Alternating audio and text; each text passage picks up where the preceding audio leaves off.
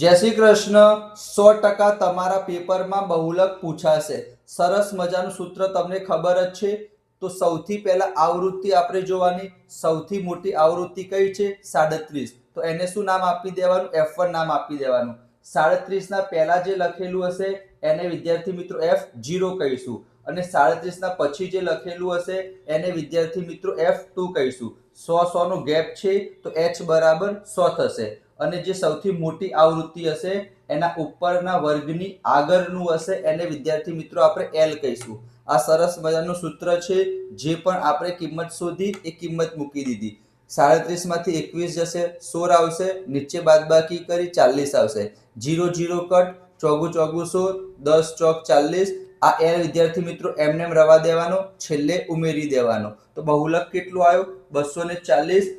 બહુ જ સહેલું છે. સૂત્ર લખો, કિંમત મૂકો, 2 થી 3 માર્ક્સ તમારા પાક્કા. Thank you so much.